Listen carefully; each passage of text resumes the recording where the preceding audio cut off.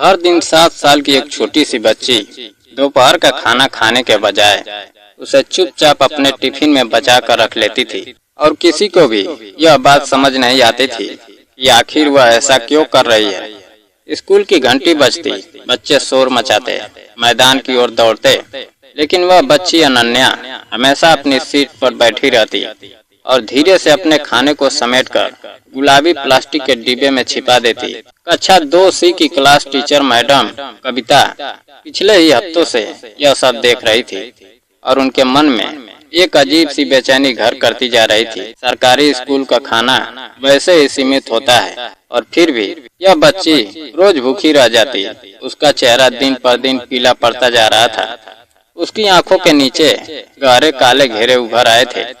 एक दिन आखिरकार मैडम कविता ने उससे पूछ ही लिया कि वह खाना क्यों नहीं खाती। तो अनन्या ने धीमी आवाज में कहा, मैं दोस्त के लिए बचा रही हूँ। यह सुनकर मैडम को आश्चर्य हुआ। उन्होंने फिर पूछा, कौन सा दोस्त? लेकिन अनन्या ने सिर झुका लिया और कुछ नहीं बोली।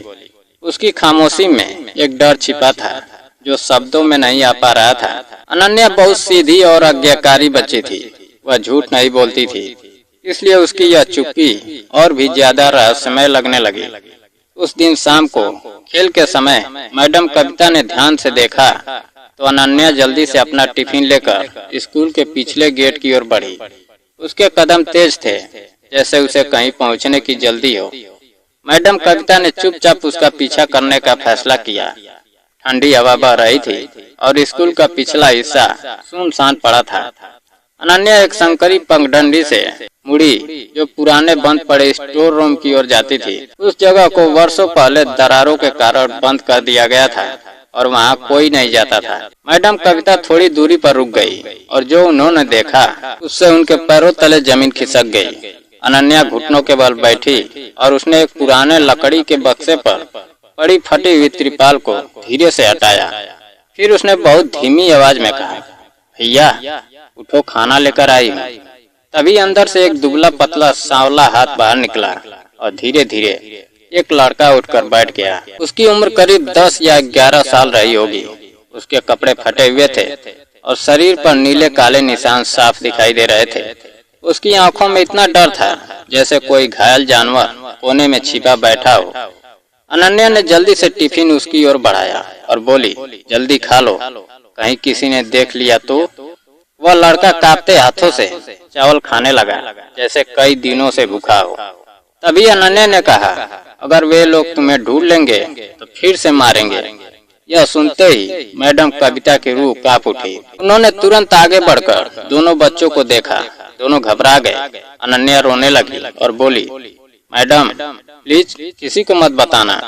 भैया घर से भाग कर आया है। पापा उसे बहुत मारते हैं, वो मर जाएगा। मैडम कविता घुटनों के बल बैठ गई और लड़के से पूछा, तुम्हारा नाम क्या है? लड़के ने डरते हुए कहा, मेरा नाम रोहन है। मैं सामने वाली गली की किराने की दुकान वाले शर्मा अंकल का बेटा हूँ। यह सुनकर मैडम कविता स्तब्ध रह गई, क्योंकि शर्मा जी को पूरा मोहल्ला एक अच्छे इंसान के रूप में जानता था। लेकिन रोहन के शरीर पर पड़े जख्म कुछ और ही कहानी बता रहे थे। बिना देर किए मैडम कविता ने अपना मोबाइल निकाला और चाइल्ड हेल्पलाइन पर कॉल किया। उन्होंने तुरंत मदद मांगी। कुछ ही देर में वहाँ एक गाड़ी पहुंची जिसमें सामाजिक कार्यकर्ता थे। लाल और नीली लाइटें चमक रही थी।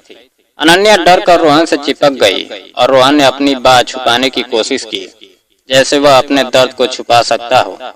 मैडम कविता ने दोनों को अपने पीछे किया और उन्हें भरोसा दिलाया कि अब कोई उन्हें नुकसान नहीं पहुंचाएगा। एक महिला कार्यकर्ता ने रोहन से कहा कि वह उसे सुरक्षित जगह ले जाएगी।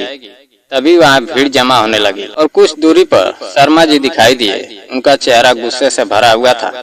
उन्होंने ऊंची आवाज में कहा, यह क्या हो रहा है? यह मेरा बेटा है, घर चलो रोहन।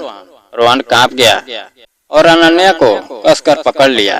मैडम कविता ने शर्मा जी को रोकते हुए कहा कि वह यहीं रुके, लेकिन शर्मा जी गुस्से में बोले कि वह अपने बच्चों को ले जा रहे हैं। तभी महिला कार्यकर्ता ने शांत लेकिन सख्त आवाज में कहा कि उन्हें चोटों की रिपोर्ट मिल चुकी है। शर्मा जी हंसने लगे और बोले कि बच्चे तो गिरते पड़ते रहते हैं। तभी रोहन ने हिम्मत जुटाई और जोर से कहा, नहीं, आप रात को बेल्ट से मारते हैं। जब माँ चली गई तब से यह सुनकर भीड़ सन्न रह गई।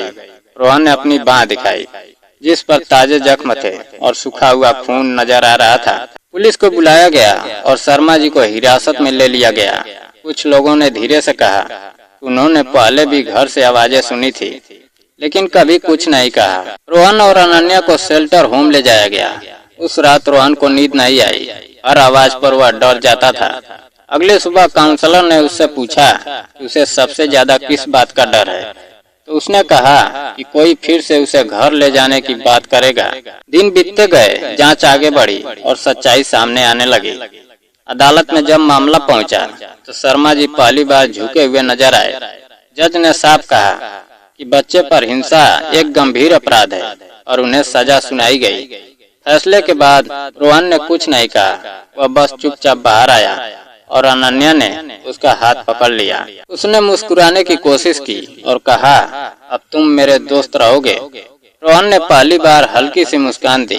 कुछ महीनों बाद रोहन एक नए परिवार के साथ रहने लगा, जहां उसे प्यार और सुरक्षा मिली। वहां कोई चिल्लाता नहीं था, कोई मारता नहीं था। अनन्या भी अब स्कूल में खाना खाने लगी, लेकिन कभी कभी वह अपने टिफिन में एक अतिरिक्त रोटी रख लेती।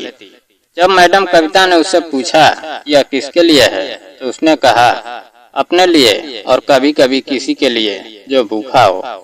एक दिन स्कूल में एक समारोह हुआ जहां रोहन मंच पर खड़ा था। उसने कहा कि अगर उस दिन कोई उसके पीछे नहीं आता तो शायद वह आज जिंदा नहीं होता। मैडम कविता की आंखों में आंसू आ गए और पूरा हॉल तालियों से गूंज उठा।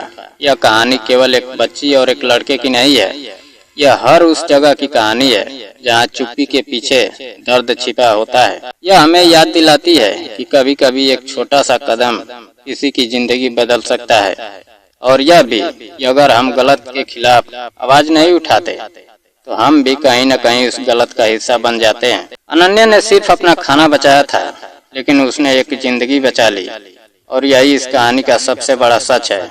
दोस्तों, अगर कहानी पसंद आई हो तो वीडियो को लाइक और चैनल को सब्सक्राइब करना ना भूलें। जय हिंद।